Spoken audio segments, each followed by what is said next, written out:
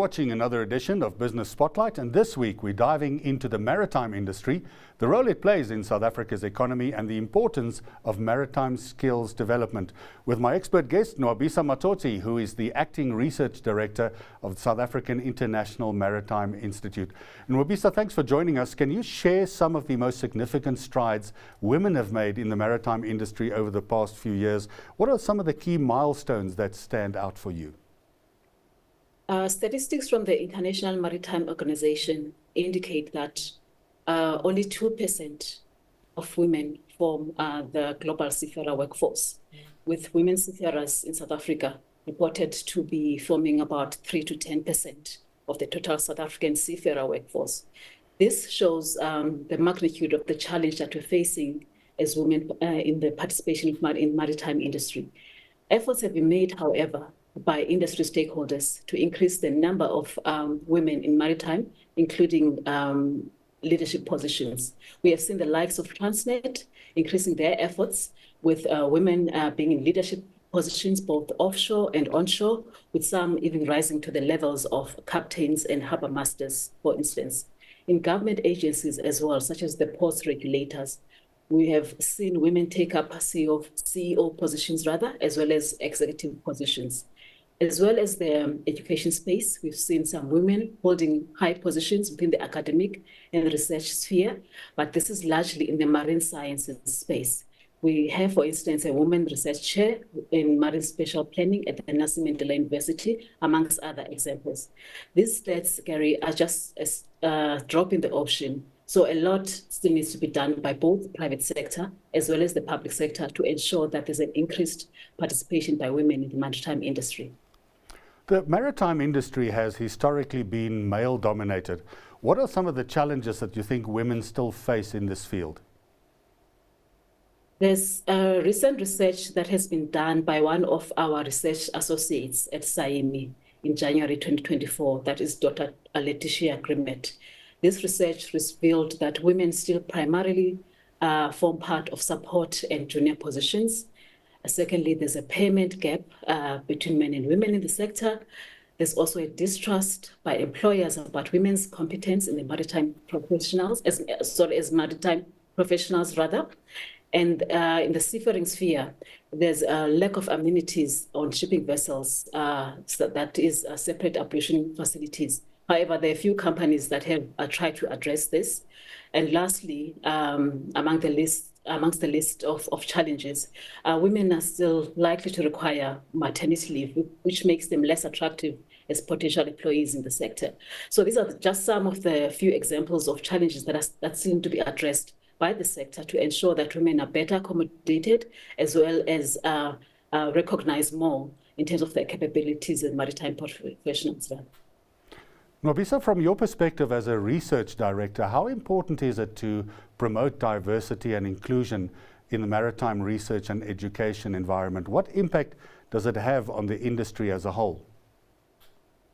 With the aging workforce, it is important to build research capacity by implementing programs that will increase the pipeline of women researchers in the maritime sector. Various stakeholders such as universities, government agencies, as well as SAIMI have implemented programs that are aimed at addressing this. SAIMI, for instance, has got an Emerging Researchers Program, which is aimed at supporting maritime or marine-related postgraduate researchers across the various universities through research grants, through mentorship, and also supporting them to attend conferences or seminars to increase their exposure.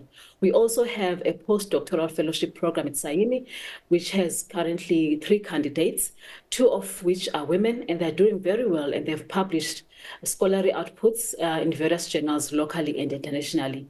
We're also looking at collaboration with various stakeholders to increase the pool of resources to ensure that we expand our reach. These initiatives are aimed at increasing both women and youth participation in maritime research. In terms of the overall impact, Gary, this will result in an increased pipeline of researchers, which leads to increased knowledge generation as well as increased research outputs. This also includes the increased facilitation of knowledge exchange and sharing to ensure that we have got an innovative, sustainable and inclusive maritime sector, as well as influence policy. Could you highlight any specific initiatives or programs that SAIMI has implemented to support the advancement of women in maritime careers? SAIMI has implemented various programs to support women participation in the sector.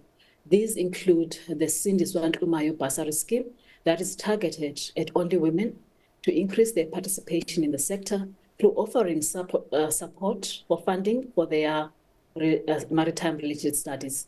We also have the Accelerated Development Program for Women in Maritime Leadership in partnership with the Nelson Mandela Business School. This is aimed at empowering women with maritime leadership skills, both at individual as well as business level. We've had 2 takes already. We are looking at taking the 3rd cohort. Thirdly, we've got an Imbogodo in Maritime program, which is aimed at honoring women who have made significant contributions in the sector.